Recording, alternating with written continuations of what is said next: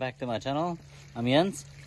For all the new subscribers who haven't watched me yet, and thank you for all my existing subscribers follow me and supporting me. It means a lot to me.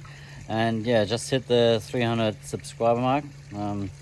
Amazed about that, and yeah, thank you very much for following me and subscribing. Yeah, today or this week, it's not much doing on the pond. I'll be more doing around the garden. Yeah, normally winter chores. Because yeah, this is the time where weeds are growing like hell. It's just, if everything would grow like weeds, I would be in heaven here. Anyway, I'll just turn you around and show you how the pond is going and any little updates. So, as you can see, the ground pond is going fine. It's doing great. No dramas here. I started reducing the feed for these. What I had before, between 80 and 100 gram a day, I reduced it now half, just because it has gotten much colder in the last couple days or last week. So when our pond temperature in the ground is about 11 degrees, and you can see it. You probably can't see it, but I have now a lot more bigger waste on the bottom than I had before. Even the coils have really grown really good since they're in here and getting this feed. It's just I think that their digestion has a bit slowed down, and it's more waste coming out than normal. So yeah, but they're doing amazing. And I'm really happy with the ground pond. I think, it's amazing. I was always against the window. I never really thought much about the window, but sitting here at night time or in late afternoons and watching them through the window is a completely different experience. Yeah, I still like it from the top, and I probably would next time design the ground pond a bit lower, but that's a different subject. I will do that in another video, how I would do the pond different if I do another one. For now, I'm very happy with this pond. It performs really well. I mean, there are a few little tweaks I could maybe do in the next one, but overall this one performs great. So I have hardly any waste on the floor. It's only a little bit. That's where you always have. And I think next summer I can tweak it with the air curtain, because most of the waste is on this side, and this is where the air curtain basically doesn't work. Okay, this is so far to the ground pond. And the main pond, it's doing well. I have no dramas. Yeah, see, I can zoom on. That little escapee koi, black eye as I named him. Pretty sure it's a Hayatsui, but if he does not change, he probably might change over time. But he's doing very well in here. He's always keeping to himself most of the time in that little area where the water lilies are, in that little floating plant. But yesterday it was funny, he was actually venturing out into the main pond to all the big ones, and actually stayed there for probably half an hour and mingled with the big ones. It was nice to see.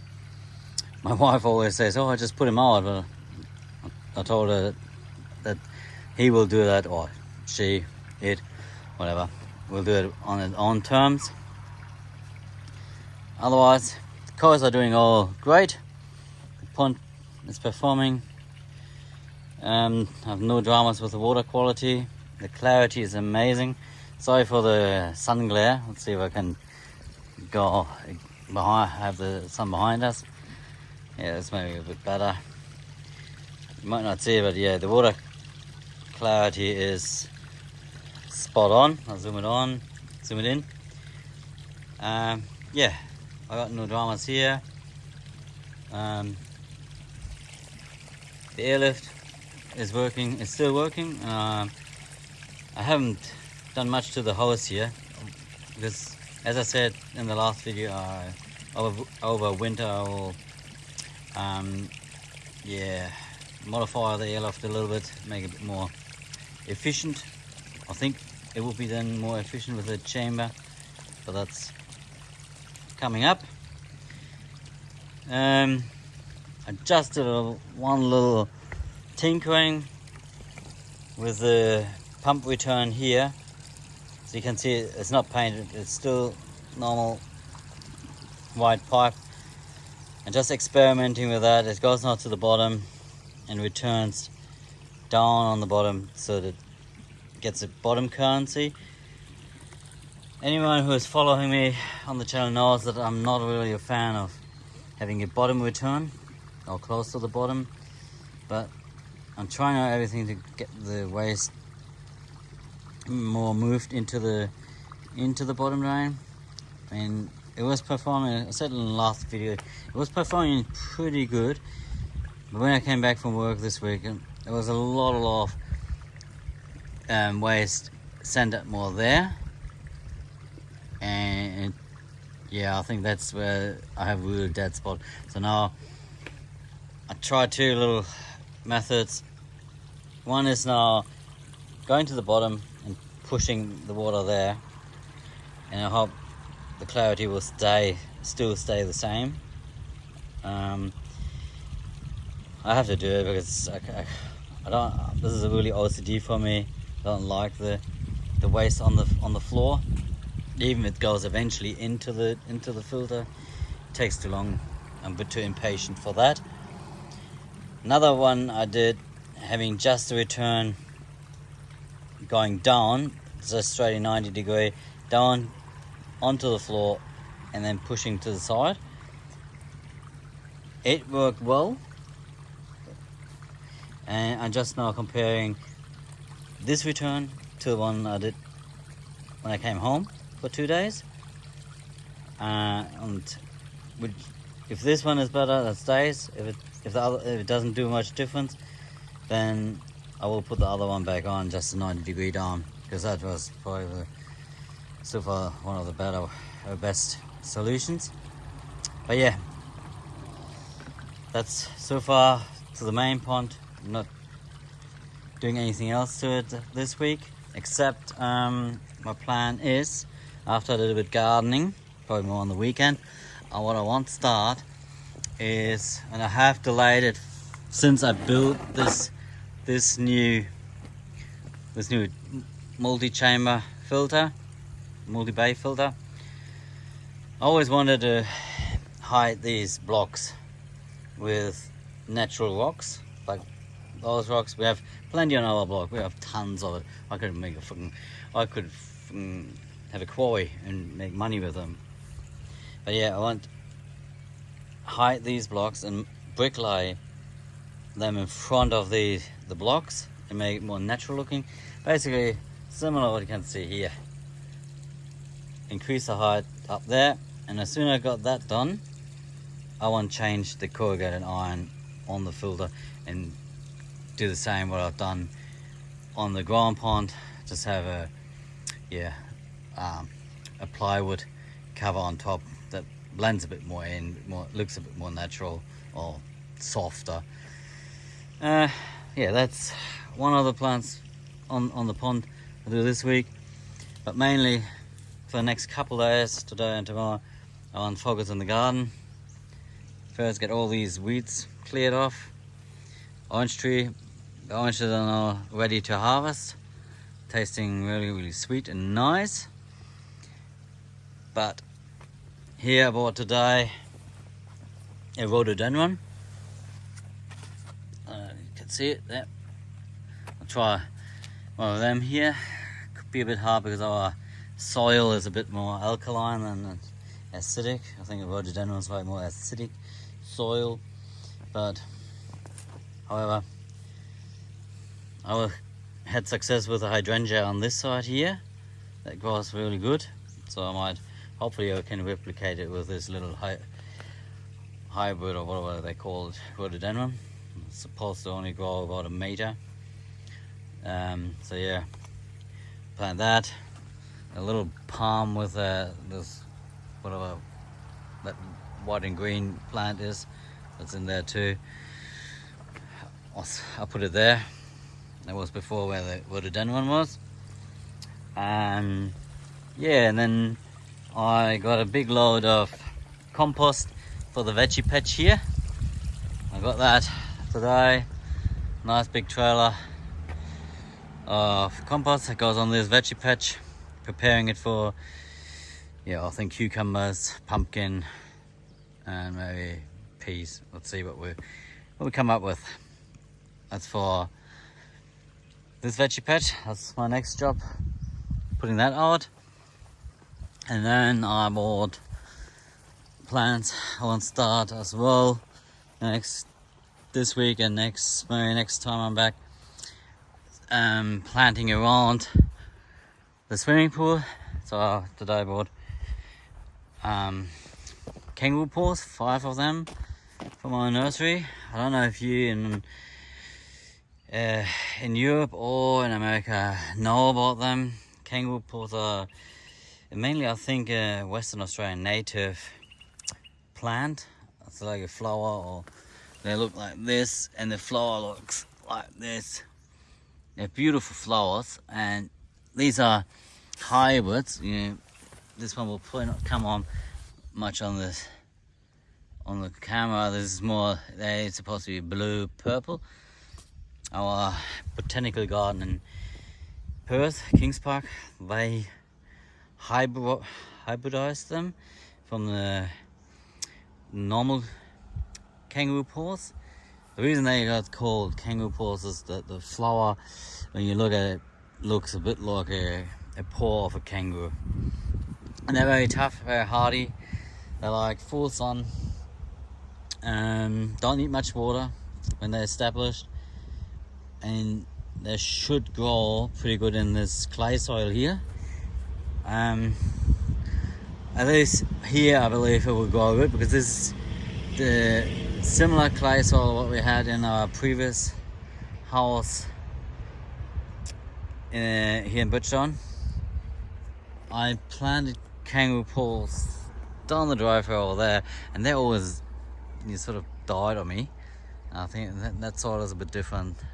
So yeah, I hope these will really take root. So they will be planted here in front of the pool. And what I want to do is over winter to make a little gardening edge with all the rocks we have here on the block. Make a little garden here, but what we call it a native garden, doesn't need much water.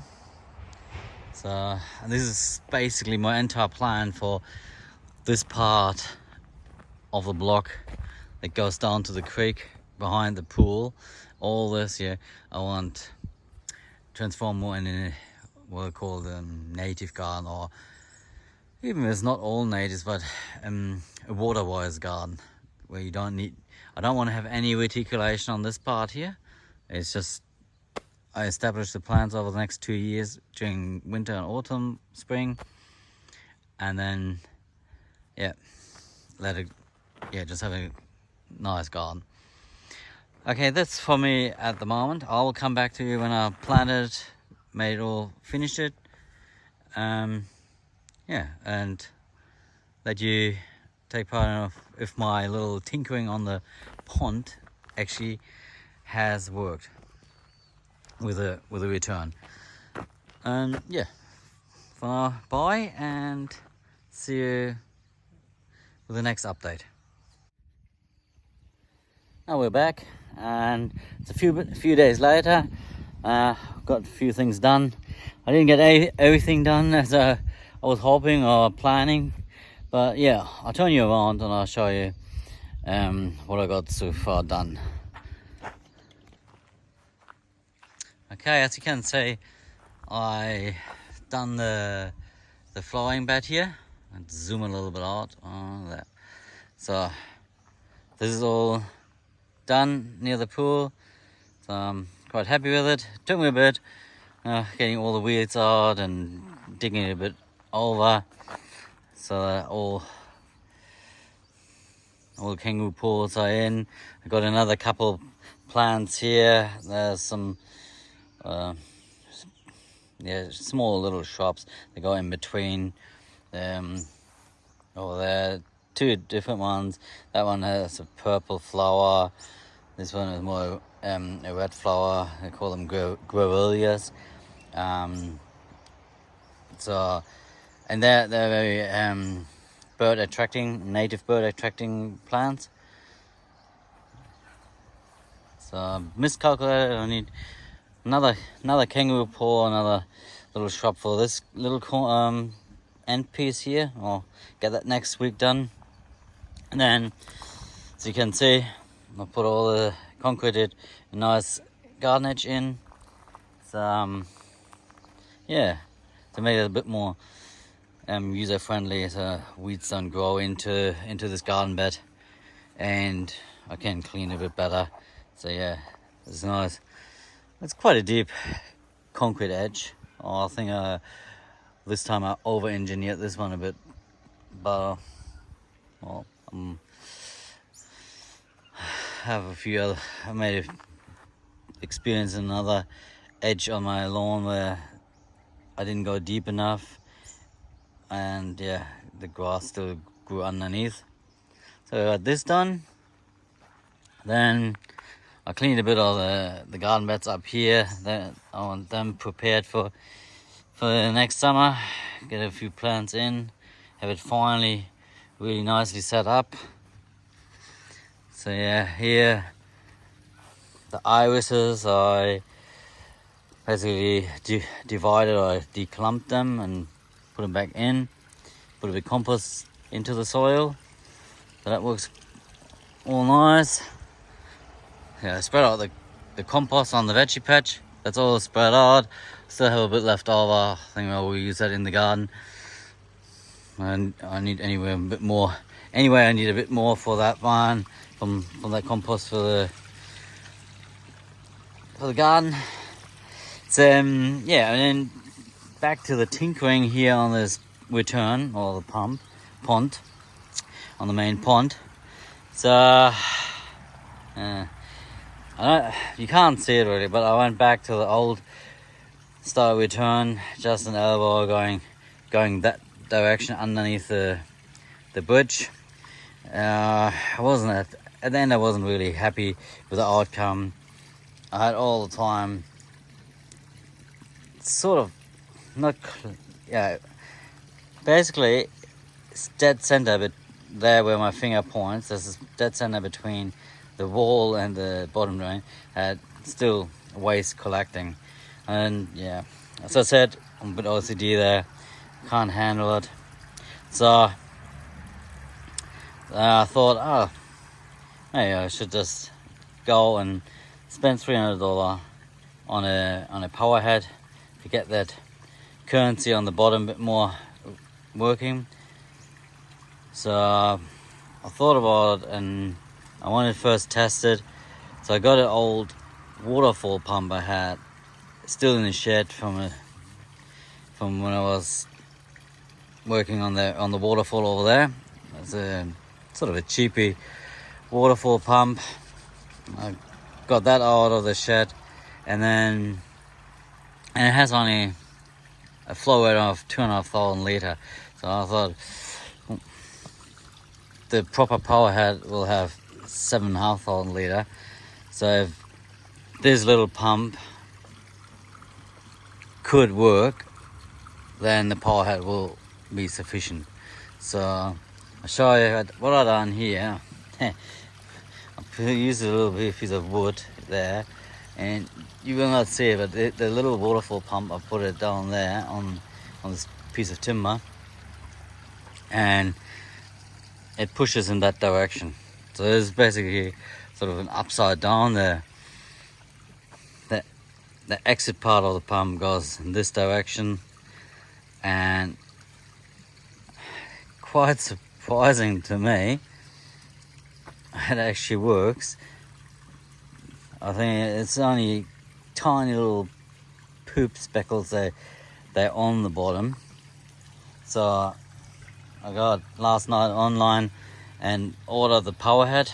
It's an Aquascape power head, especially made for ponds. So yeah, again, it uses a bit of power, 40 watt, but before I rather have 40 watt of a power head in this pond now before I get completely nuts with my OCD and I rip this pond apart to get it all proper working. So yeah, I bit the bullet, or order this power head. Hopefully next week when I'm coming back home, it's here and I can put it in. But yeah, there's a little waterfall pump.